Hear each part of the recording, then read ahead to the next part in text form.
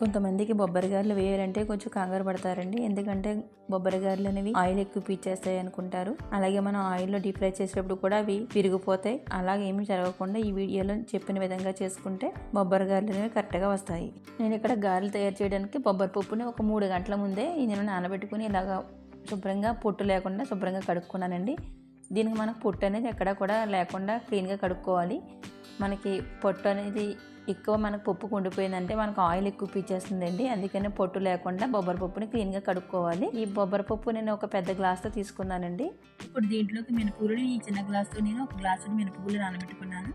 ఇప్పుడు ఈ రెండింటిని కూడా శుభ్రంగా కడిగేసుకుని ఒక బెజ్జాలికాయ తీసుకుని దాంట్లో ఈ బొబ్బరి పప్పుని నీళ్ళు ఏమీ లేకుండా వాడదేవుకోవాలండి. అంటే వాడదేవుకోవడం అంటే మనం అలా బెజ్జాలు దాంట్లో వేసుకుంటే మనకు వాటర్ అనేది లేకుండా పప్పు బాగా గట్టిగా ఉంటుంది. ఇలా మనం వేసుకున్నప్పుడు దీంట్లోంచి కొంచెం బొబ్బరి పప్పు తీసుకుని పక్కన పెట్టుకోవాలండి. ఇప్పుడు మనం ఈ పప్పుని గ్రైండ్ చేసుకుందాం.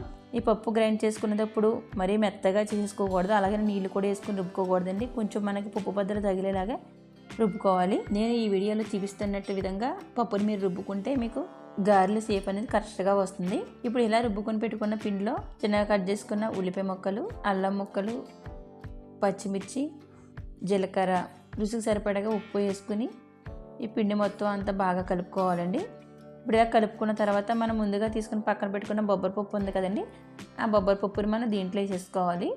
ఇక్కడ నేను సగం పప్పు వేసుకున్నాను, ఎందుకంటే నాకు ఇంకొక వాయి ఉంది. అందుకని నేను మిగతా పప్పు దాంట్లో వేసుకోవడం కోసం దీంట్లో సగం పప్పు వేసుకున్నాను. ఇలా వేసుకొని కలిపేసుకున్న తర్వాత మనకి ఇలా పిండి తీసుకుని మనం ముద్ద చేసుకుంటే మనకి కరెక్ట్గా ఇలా మనం చేతితో ఒత్తుకుంటే మనకి గారె సైజు కరెక్ట్గా రావాలండి. అలా అయితే మనకి పర్ఫెక్ట్గా మనకి గారెలు అనేవి వస్తాయి.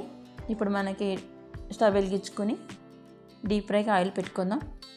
ఇప్పుడు ఆయిల్ వేడైన తర్వాత మనం ఇలా కొంచెం కొంచెంగా పిండి తీసుకుని గారెలా వేసుకోవాలి. ఇలా ఈ విధంగా వేసుకుంటే మీకు ఎక్కడా కూడా ఆయిల్ అనేవి లేకుండా పర్ఫెక్ట్గా బొబ్బరి గారెలు అనేవి వస్తాయి. వీటిలో ఒకవైపు వేగిన తర్వాత వీటిని రెండో వైపు కూడా తిప్పుకొని వీటిని రెండు వైపులా గోల్డెన్ కలర్లో వచ్చేంత వరకు వేపుకొని తీసుకొని పక్కన పెట్టేసుకోవాలి. ఇలా గారెలన్నీ కూడా ఇలా వేసుకుంటే మీకు ఎక్కడ ఆయిల్ అనేది లేకుండా గారెలు అనేవి మీకు పర్ఫెక్ట్గా వచ్చేస్తాయండి. ఇప్పుడు ఈ గారెలని మనం ఏదైనా చట్నీతో కానీ లేదా ఇలా డైరెక్ట్గా కానీ తిన్నా కూడా బాగానే ఉంటాయి. అంతేనండి, మన బొబ్బరి గారెలు రెడీ అయిపోయి